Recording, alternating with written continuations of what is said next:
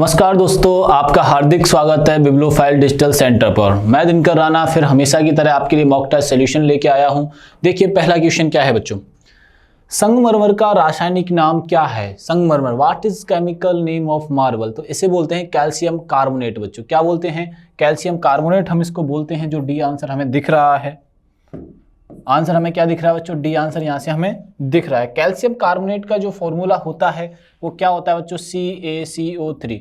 Calcium carbonate जो होता है कई प्रकार के रंगों में पाया जाता है और आपको कमेंट बॉक्स में बताना है कि कौन कौन से रंग में ये पाया जाता है। कलर आपको बताने हैं कि किन किन कलरों में ये पाया जाता है। तो आंसर क्या हो जाएगा हमारा, डी आंसर यहाँ से हो जाएगा। अब देखते हैं सेकंड नंबर का क्वेश्चन क्या है। कोदो, कुटकी, हड़का और बाउटी के उदाहरण हैं। एक्चुअली में मोटे अनाज के प्रकार हैं बच्चों। क्या है ये, मोटे अनाज के प्रकार हैं ये सारे के सारे। और मोटे अनाज में जो आता है वो हमारा आंसर आता है बाजरा, यानी कि मिलेट्स। क्या आता है बच्चों, बाजरा मोटे आता है, मोटे अनाज में गिनती होती है। तो इसका आंसर तो हम कर देंगे, क्या कर देंगे, बाजरा। लेकिन बाजरा जो उगता है मोस्टली विकासशील देशों में उगता है बच्चों। डेवलपिंग जो कंट्री होती हैं 95% ये बाजरा जो है डेवलपिंग कंट्री में मिलता है। जैसे मैं अगर आपसे बात करूं तो अफ्रीकन जो कंट्री है बच्चों, अफ्रीकन कंट्रियों में ये अच्छी खासी मात्रा में उगाया जाता है। दूसरी बात क्या है बच्चों, उष्णकटिबंधीय या गर्मी अधिक होती है वहां ये सही रहता है। इसकी जो उगने की जो क्षमता हो जाती है वो अच्छी खासी हो जाती है, अच्छी हो जाती है। तो बाजरा जो है मोटे अनाज है, ये बाजरा के ही अन्य नाम आप कह सकते हो इनको। उष्णकटिबंधीय जलवायु होनी चाहिए, अफ्रीका विकासशील देशों में ये उगाया जाता है। और नेक्स्ट क्वेश्चन पे चलते हैं। 2011 की जनगणना के अनुसार भारत में नगरीय जनसंख्या का प्रतिशत क्या था। इसमें एक डाटाबेस दे रखा है, नगरीय जनसंख्या के बारे में देखा गया अर्बन और रूरल क्षेत्र में किस तरीके से डिफरेंस। तो अर्बन जो अर्बन में जो परसेंटेज है, अर्बन क्षेत्र में जो भारत की जनसंख्या निवास करती है बच्चों, वो करती है 31.2 यानी 31.2। अगर 100 में से इसको माइनस करते हैं तो रूरल का आ जाता है।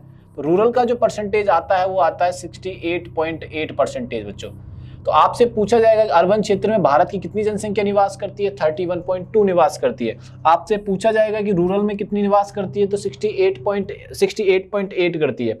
अब ये बात आती है बच्चों यहाँ से कि जनसंख्या का अध्ययन यानी कि जनगणना का जो अध्ययन है इसको क्या बोला जाता है। मैं हमेशा बताता हूँ, ये क्वेश्चन बहुत बार आपसे पूछा भी गया है। डेमोग्राफी, क्या बोला गया बच्चों, डेमोग्राफी इस अध्ययन को बोला जाता है। ये बात आप लोग ध्यान रखना।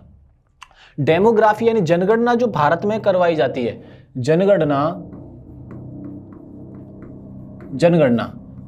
भारत में होम मिनिस्ट्री करिए, मिनिस्ट्री ऑफ होम या होम मिनिस्ट्री करिए इसको, होम मिनिस्ट्री के अंडर में होती है बच्चों। किसके अंडर में होती है, होम मिनिस्ट्री के अंदर, यानी गृह मंत्रालय के अंतर में ये घटना घटित होती है, यानी कि गृह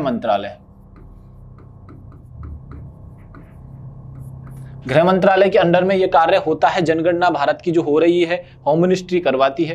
पहली बार जनगणना भारत में जो होती है बच्चों, ध्यान से लिखिएगा इन पॉइंट सारे के सारे। पहली बार जनगणना भारत की बात कर रहा हूं मैं, जनगणना भारत में फर्स्ट टाइम जो सेंसस होता है इन इंडिया वो होता है 1872 में। किसके अंडर में होता है बच्चों, लॉर्ड मेयो के टाइम पर यह घटना घटित होती है। ठीक है, अब आगे चलते हैं। जो पूरी तरीके से या पूर्णतः कंप्लीट तरीके से कंप्लीट जो सेंसस प्रारंभ होता है पूरे भारत देश में, जो प्रारंभ होता है 1881 में होता है। इसे हम दशकीय जनगणना भी बोलते हैं, डिकेडियल जनगणना भी बोलते हैं। इसको क्या बोलते हैं बच्चों, दशकीय जनगणना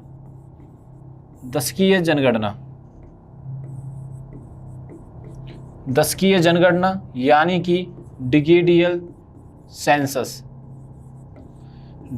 सेंसस कहा जाता है।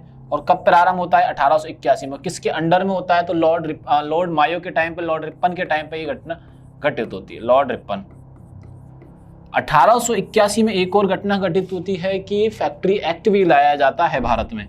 क्या लाया जाता है बच्चों, फैक्ट्री एक्ट भी भारत में आता है। ये बात इनके बारे में आपको ध्यान में रखनी है। ठीक है, अब बात ये आती है भारत में पहली बार जनगणना कब प्रारंभ हुई थी। अब एक क्वेश्चन क्या पूछ लिया जाता है कि भारत ने पूरे विश्व की, देखो यहां तो हमने पढ़ा भारत, यहाँ ढंग से देखिए आप लोग, हम भारत की बात कर रहे हैं पर्टिकुलर। ये जो सारी की सारी बात की है हमने, किसकी बात की है, भारत की बात की है। अगर यहाँ पे आपसे विश्व के बारे में, वर्ल्ड के बारे में पूछा जाता तो विश्व में पहली बार जनगणना, विश्व में विश्व में पहली बार जनगणना, विश्व में पहली बार जनगणना कहां पे होती है बच्चों? स्वीडन में होती है। किस देश में होती है बच्चों? स्वीडन में होती है। और कब होती है बच्चों? 1749 में होती है। ये बात आप लोग यहां से ध्यान में रखिएगा। और डिजिटल जनगणना प्रारंभ होती है, यानी कि दशकीय जनगणना, दशकीय जनगणना सर्वप्रथम अमेरिका में होती है बच्चों। कहां पे होती है? सर्वप्रथम अमेरिका में होती है। यूएसए जिसको बोलते हैं, यूनाइटेड स्टेट ऑफ अमेरिका, यानी कि यूएसए में ये घटना घटित होती है। अब कुछ क्वेश्चंस हैं, वो ध्यान से देखो इनको। देखिए 17.5 वर्ल्ड पॉपुलेशन है। इंडिया में जो निवास करती है, वर्ल्ड की कितनी पॉपुलेशन निवास करती है? 17.5%। 2001 से लेकर 2011 के दौरान भारत की जो जनगणना यानी जनसंख्या में जो वृद्धि हुई थी, वो कितनी हुई थी? 17.7%। मैंने दोनों क्यों लिखा है? यहाँ पे 17.5 आता है, यानी 17.5 आता है, और यहाँ पे कितना आता है? 17.7 आता है। आगे देखते हैं। अर्बन एरिया 31.2 हम पढ़ चुके हैं। रूरल एरिया में जो पॉपुलेशन निवास करती है 68.8 करती है। तो आइए नेक्स्ट क्वेश्चन पे अपन चलते हैं। खेलो इंडिया यूथ खेलों का 6वां संस्करण वर्ष 2024 में कहां आयोजित किया गया है? तो ये किया गया है तमिलनाडु के चेन्नई में, कोयम्बटूर, त्रिची में। ठीक है, तो तमिलनाडु में किया गया। राज्य की मैं बात करूं तो कहां पे किया गया बच्चों? तमिलनाडु में ये ऑर्गेनाइज किया गया है। अब कुछ रिलेटेड इससे चीजें इंफॉर्मेशन है। अब ये जिले हैं, ये मतलब कि जो वो शहर है जहाँ पे ऑर्गेनाइज किया गया, चेन्नई, कोयम्बटूर, मदुरै और त्रिची, यहाँ 3-4 शहरों में ऑर्गेनाइज किया गया। और खेलो इंडिया का पहला संस्करण जो होता है दिल्ली में होता है, 2018 में होता है। ये बात आप लोग यहाँ से ध्यान रखना, आपसे पूछा जाएगा खेलो इंडिया का पहला संस्करण जो होता है वो कहाँ पे होता है? पहला संस्करण हुआ था दिल्ली के अंदर 2018 में। और अभी करंट की बात करूँ तो 2024 में जो हुआ है वो कहाँ पर हुआ है? तमिलनाडु के अंदर हुआ। तमिलनाडु के इन 4 शहरों में ये हुआ है बेटो। ठीक है, आओ। बाबर ने महमूद लोदी और सुल्तान नुसरत शाह को 1529 में किस युद्ध में हराया था? तो इस ये युद्ध था घाघरा का युद्ध। कौन सा था? घाघरा का ये युद्ध था, गग्गर जिनको हम बोलते हैं। ठीक है, बैटल घाघरा का था। 6 मई 1529 को ये लड़ा जाता है। बाबर मुगल थे और अफगानों की तरफ से लोदी थे। ये बात आप लोग यहाँ से ध्यान में रखना। ये बात समझ में आएगी नहीं है? सुल्तान नुसरत। ठीक है, आओ आगे चलते हैं। ठीक है, ये बात इनके बारे में आपको यहाँ से ध्यान रखनी है। निम्नलिखित में से किसे ठुमरी की रानी के नाम से जाना जाता है? हमसे पूछा गया है कि किसे ठुमरी के नाम से जाना जाता है? तो गिरिजा देवी बच्चों। किन्हें जाना जाता है? गिरिजा देवी को जाना जाता है। तो हमारा आंसर क्या हो जाएगा यहाँ पे? गिरिजा देवी। ठीक है, यहाँ पे आंसर मिली क्या है? गिरिजा देवी। आओ नेक्स्ट चलते हैं। किस युद्ध के बाद अशोक ने भौतिक अधिग्रहण की नीति को त्याग दिया था? यानी कि जो ज्योग्राफिकल जो अडॉप्शन होगा वो बिल्कुल ही बंद कर दिया था, यानी फिजिकल ऑक्यूपेशन क्या पूरी तरीके से बंद कर दिया था। ये किया था कलिंग युद्ध के बाद। किस युद्ध के बाद किया था बच्चों? कलिंग युद्ध के बाद ये घटना बिल्कुल भी, यानी कि उन्होंने एडॉप्शन बिल्कुल ही क्या कर दिया? बंद कर दिया था। अब लेकिन एडॉप्शन किसका प्रारंभ किया था? तो ये कलिंग युद्ध, यहाँ से आंसर हो जाएगा। नेक्स्ट इन्फॉर्मेशन आप ध्यान से देखिए। कलिंग युद्ध के बाद अशोक का आखिरी युद्ध था। कब लड़ा जाता है? 261 BC या ईसा पूर्व लड़ा जाता है। सांस्कृतिक विजय की नीति अपना ली थी। जो नीति अपनाई थी बच्चों, नीति अपनाई, आपसे पूछा जाएगा कि कलिंग युद्ध के बाद अशोक ने कौन सी नीति अपनाई? तो अशोक ने कलिंग युद्ध के बाद, ऐसे लिखिए इस लाइन को, आप कैसे लिखेंगे इस लाइन को? कलिंग युद्ध के बाद, कलिंग युद्ध के बाद नीति अपनाई। कलिंग युद्ध के बाद नीति अपनाई। अब ये आप ध्यान रखिएगा, नीति अपनाई कौन सी नीति अपनाई, ये हमसे पूछा गया है। तो सांस्कृतिक विजय की नीति, पॉलिसी ऑफ कल्चरल कॉन्क्वेस्ट, ये नीति अपनाई जाती है अशोक के द्वारा। निम्नलिखित में से किस ग्रह को पृथ्वी का जुड़वा ग्रह कहा जाता है? तो ये वीनस को कहा जाता है, शुक्र को कहा जाता है। जुड़वा बहन के रूप में, जुड़वा ग्रह के रूप में ये जाना जाता है। जुड़वा ग्रह या जुड़वा ग्रह या जुड़वा बहन के नाम से जाना जाता है वीनस को। ये बात आप लोग ध्यान रखना। आपको कमेंट बॉक्स में बताना है कि जोवियन ग्रह और पार्थिव ग्रह कौन कौन से हैं। जोवियन एंड पार्थिव ग्रह कौन कौन से हैं बच्चों, ये आपको कमेंट बॉक्स में बताना है। निम्नलिखित में से किस रसायन का उपयोग विसंक्रामक के रूप में जल को शुद्ध करने के लिए किया जाता है? तो क्लोरीन का किया जाता है। ये बहुत रिपीटेड क्वेश्चन है, आप जीडी में ढंग से पढ़ के जाइएगा। तो ये क्लोरीन का है। स्वामी विवेकानंद के आध्यात्मिक गुरु कौन थे? रामकृष्ण परमहंस थे। कौन गुरु थे बच्चों? स्वामी विवेकानंद के जो स्पिरिचुअल या आध्यात्मिक जो गुरु थे वो रामकृष्ण परमहंस थे। ये बात आप लोग यहाँ से ध्यान रखना। आगरा का किला 16वीं शताब्दी में बनवाया गया लोकप्रिय मुगल स्मारक में से एक है। किसने बनवाया था? आगरा किला और आगरा शहर दो अलग अलग चीजें हैं। आगरा किले की बात करूं तो मैं अकबर ने बनवाया था। आगरा का किला बच्चों, आगरा का जो किला है, आगरा का किला, तो आप ढंग से देखना, आगरा जो फोर्ट है, आगरा फोर्ट का निर्माण किसने करवाया था? अकबर ने। ठीक है। और आगरा सिटी की जब बात आती है, यहाँ पे आगरा सिटी, अपने वाले आगरा सिटी की बात करते हैं तो सिकंदर लोदी, ये दोनों अलग अलग क्वेश्चन हैं, दोनों को ध्यान से याद पढ़ना है। सिकंदर लोदी ने ये बनवाया था आगरा सिटी की स्थापना और आगरा किले की स्थापना, दोनों अलग अलग क्वेश्चन है। यहाँ पे जो आंसर हो जाएगा हमारा बी आंसर बच्चों हो जाएगा। निम्नलिखित नृत्य शैलियों में से कौन सी मूल रूप से तमिलनाडु के मंदिरों में देवदासियों द्वारा की जाती थी, इसलिए इसे दासी अट्टम के नाम से जाना जाता? तो यह था भरतनाट्यम। आज आपको भरतनाट्यम से रिलेटेड को एक्स्ट्रा इंफॉर्मेशन में देता हूं, बहुत ज्यादा इंपॉर्टेंट है भरतनाट्यम।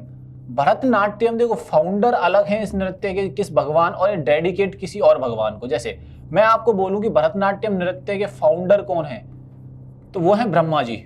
हम लोग शिव को कहते हैं लेकिन एक्चुअल में शिव नहीं है, ब्रह्मा जी हैं, ब्रह्मा जी हैं। ठीक है। अगर मैं आपसे बोलूं कि ये नृत्य किसको डेडिकेट है या समर्पित है, तो दोनों चीजें अलग अलग हो जाती हैं। डेडिकेट और एक समर्पित होना, तो ये समर्पित जो है नृत्य ये भगवान लॉर्ड शिवा को है। ये बात आप लोग यहाँ से ध्यान रखना। इस नृत्य की लॉर्ड शिवा है। इस नृत्य की अगर बात करूं, फाउंडर हो गया, डेडिकेट हो गया। अगर आपसे ये पूछ लिया जाए कि इसका एनिशिएंट नाम बताइए, तो इस नृत्य का जो एनिशिएंट नाम है वो क्या है बच्चों? सादिर है। क्या है बच्चों? सादिर है। और यह नृत्य मुख्यतः मंदिरों में किया जाता था। कहां पे किया जाता था? तमिलनाडु के मंदिरों में। तो टेम्पल्स में किए जाने वाला नृत्य है। कहां पे किया जाता है? टेम्पल्स यानी मंदिरों में ये नृत्य किया जाता है। भरतनाट्यम की जो जननी कही जाती है, भरतनाट्यम नृत्य की जननी, भरतनाट्यम नृत्य की जननी, नृत्य की जननी मदर रुक्मणी देवी अरुंडेल को कहा जाता है।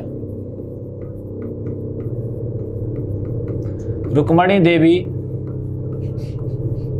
अरुंडेल को कहा जाता है। ये बात आप लोग यहां से ध्यान रखना। तो ये बहुत बार क्वेश्चन आया वो भी हुआ है। किस राज्य को रिप्रेजेंट करता है बच्चों? ये तमिलनाडु को रिप्रेजेंट करता है, तमिलनाडु को। ये बात आप लोग यहां से ध्यान रखना। नेक्स्ट क्वेश्चन पे चलते हैं। निम्नलिखित अधिनियमों में से किस अधिनियम ने द्वैध शासन की शुरुआत की, अर्थात कार्यकारी पार्षद और लोकप्रिय मंत्री दोनों शासन करेंगे? तो यह था मॉन्टेग्यू चेम्सफोर्ड यानी भारत सरकार अधिनियम। यहां से सी आंसर आपको यहां से याद रखना है। भारत में उगादी त्योहार कब मनाया जाता है? एक्चुअल में उगादी जो त्योहार है न्यू ईयर का त्योहार है बच्चों। ये आंध्र प्रदेश, तमिलनाडु, कर्नाटक राज्यों में मनाया जाता है। आंध्र प्रदेश, तमिलनाडु, ठीक है, और कर्नाटक राज्य में मनाया जाता है। और नव वर्ष पर यह मनाया जाता है। कब मनाया जाता है बच्चों? नव वर्ष, यानी कि हिंदू नव वर्ष जब आता है न्यू ईयर पर यह मनाया जाता है। ये बात आप लोग यहां से ध्यान रखना। तो नव वर्ष की शुरुआत में ये जो त्योहार है ये मनाया जाता है। कवास थर्मल पावर स्टेशन निम्नलिखित में से किस राज्य में स्थित है? तो ये है गुजरात में बच्चों। कवास थर्मल पावर जो स्टेशन है वो कहां पर स्थित है बच्चों? गुजरात में स्थित है। निम्नलिखित में से किस में से क्या भारत के संविधान में संघ सूची में अंतर्गत आता है? तो प्रत्यर्पण, एक एक्स्ट्रा डिक्शन ये आता है बच्चों। तो आंसर क्या हो जाएगा हमारा? सी आंसर यहां से हो जाएगा। उपन्यास दी पैलेस ऑफ इल्यूजन्स किसके द्वारा लिखा गया? तो ये लिखा हुआ है चित्रा बनर्जी दिवाकरुणी के द्वारा। चित्रा बनर्जी दिवाकरुणी के द्वारा ये लिखा गया है। भारत में राइड हेलिंग ऐप ने शिकारा नाम से देश की पहली जल परियोजना प्रारंभ की है। ये प्रारंभ की है उबर एक अमेरिकन कंपनी है, राइडिंग कंपनी है, जैसे ओला उबर हम बोलने में आता है। उबर ने स्टार्ट की है, ये जम्मू एंड कश्मीर में प्रारंभ की है। जम्मू एंड कश्मीर में बच्चों ये प्रारंभ की है। एक्चुअल में शिकारा है ना, ये नाव का नाव है। नाव, पानी में जो नाव चलेगी ना उसकी बुकिंग को लेकर काम किया गया है। पानी की जो नाव चलने वाली है उसकी बुकिंग को लेकर ये कार्य किया गया है। तो शिकारा एक नाव का नाम है। और कहां पे प्रोवाइड की गई है? ये जम्मू एंड कश्मीर में। किसने प्रारंभ किया है? उबर ने की है। उबर जो कंपनी है वो कहां की कंपनी है बच्चों? यूएस की कंपनी है। ये बात आप लोग यहां से ध्यान रखना। तो आंसर क्या हो जाएगा हमारा? ए आंसर हो जाएगा। 2024 में वैश्विक स्तर पर सबसे अधिक खोजे जाने वाला भारतीय खिलाड़ी कौन थे? हार्दिक पांड्या। हार्दिक पांड्या अपनी पर्सनल लाइफ को लेकर चर्चा का विषय रहते हैं, प्रोफेशनल लाइफ को लेकर चर्चा का विषय रहते हैं और विश्व क्रिकेट में सबसे चर्चित विषय रहते हैं और गूगल पे सबसे ज्यादा सर्च करने वाले व्यक्ति होते हैं। तो Hardik Pandya. Nurse Maria Victoria Juan को Aster Guardian Global Nursing Award 2024 से सम्मानित किया गया है। वो किस देश से? तो वो फिलीपींस से हैं बच्चों। ठीक है, अब आपको ढेर सारी शुभकामनाएं कि 4 फरवरी से आपका एग्जाम है, अच्छे से तैयारी करनी और स्टैटिक पे ध्यान देना है कि बहुत सारे लास्ट ईयर के अपन क्वेश्चन देखें तो एक ही में 12 क्वेश्चंस आए थे। तो आपके एग्जाम के लिए best of luck, thank you और आप अपना ध्यान रखें। धन्यवाद।